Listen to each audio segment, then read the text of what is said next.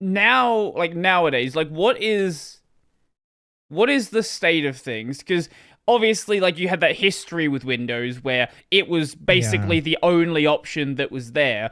But what about now? Like, obviously, most people are still probably using Windows because most people use Windows Yeah. everywhere. But what about Linux? What about Mac OS? What?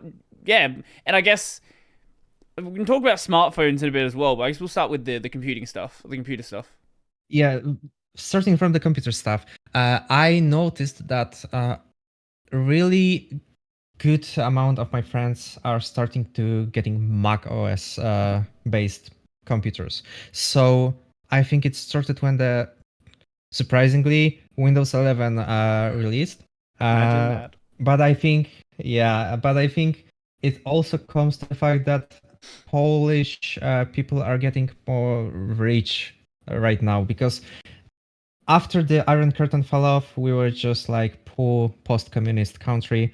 Right now, we are kinda getting to the point where we are comparing ourselves to something like Greece, something like, oh, maybe not Greece, maybe because they had their problems. Some, yeah, UK Yeah, basically yeah, that's were a better saying something comparison. like, yeah, they were saying like Poland will get to our GDP soon. So we are getting richer and richer in Poland, and we can finally afford buying ourselves a Mac. But back then, you could not afford a Mac.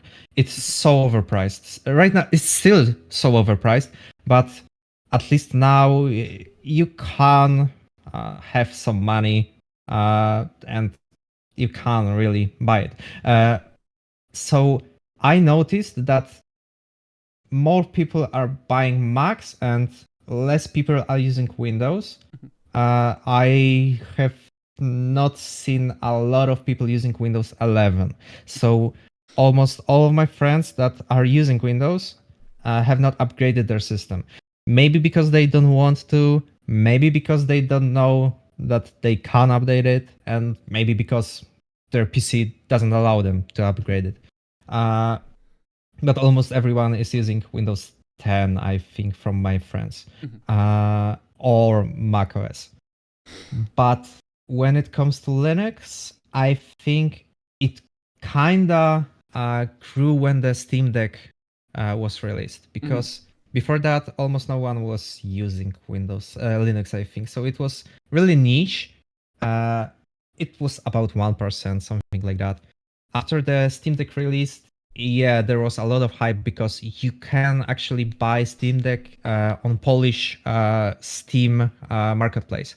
So you can just press one button and buy the Steam Deck. Yeah, I know that in You can't buy it Australia in probably Australia you can. still. Yeah, I know. But in Poland, you just go to the Steam store and press one button. You buy the Steam Deck basically, and then yeah, more people were starting to get interested in Linux because when they got their Steam Deck, they noticed how smooth it works. Just you can just press one button and your game just boots up, everything works. Just like on your PC, but without this uh, needless of pressing all of the continue, I do not accept buttons that you have on Windows. Mhm. So you just take out your console, press one button, and you play. It's just like normal console, so you can install it on your PC because it's Linux. And yeah, I think more people are trying at least Linux on their PCs because of the Steam Deck. Yeah, of course, it's immutable distribution and you cannot do much on it, but Flatpaks are thing right now. And Flatpaks are really good because people are getting used to Linux because of that.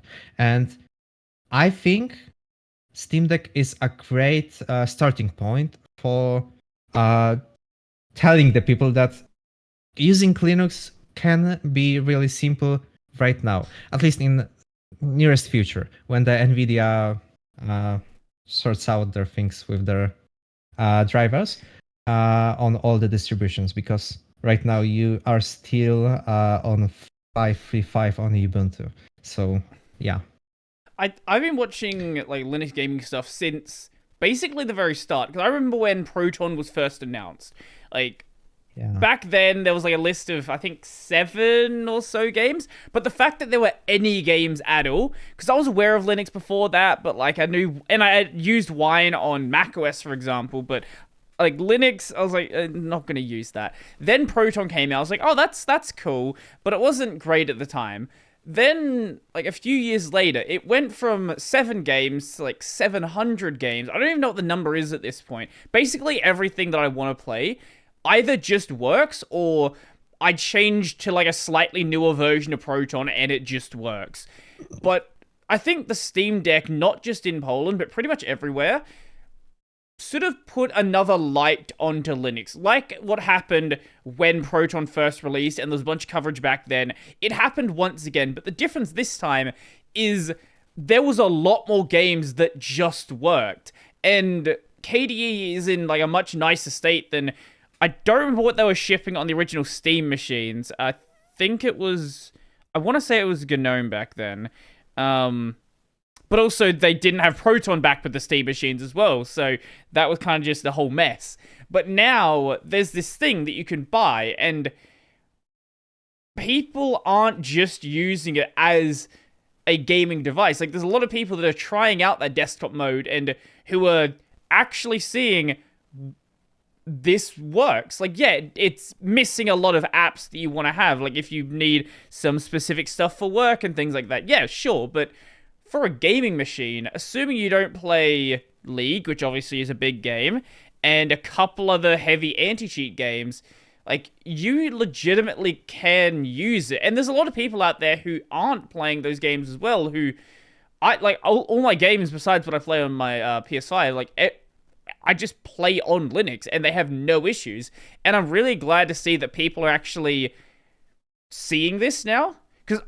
obviously, people have been saying it for a long time. Like, it's been like this probably since 2019, 2020.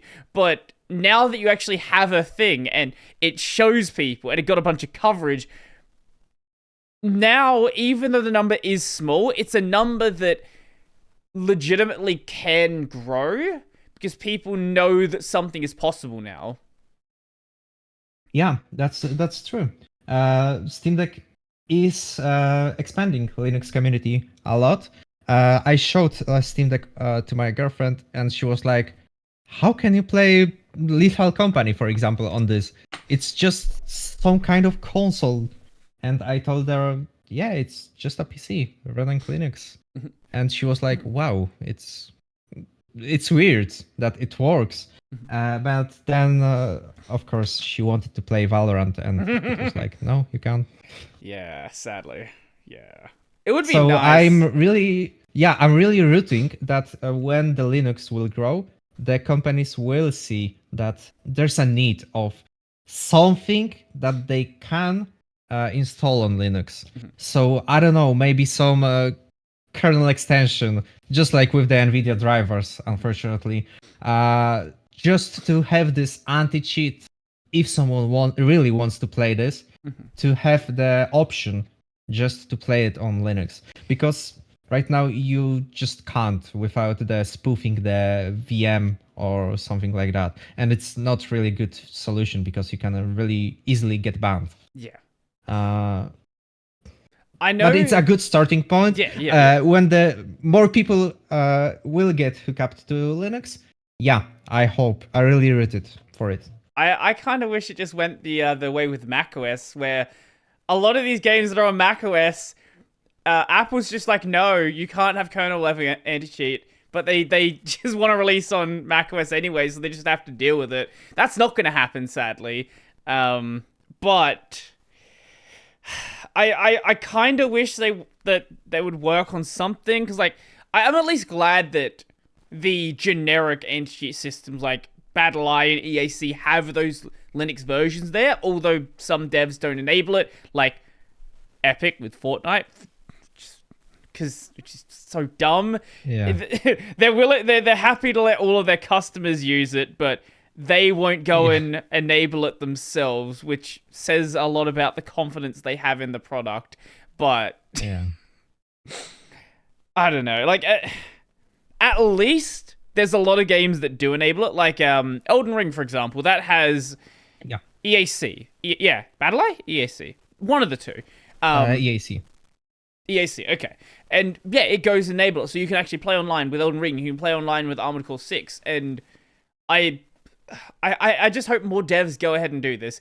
And not just those, but I would like to see some level of support from, like, a lot of the gacha games we're seeing coming from China as well. Like, I know a lot of people don't like these games, but look, Genshin Impact, games like this are massive, and there are ways you can get them running that may get you banned. But it would be nice if there were ways to play them without getting potentially banned.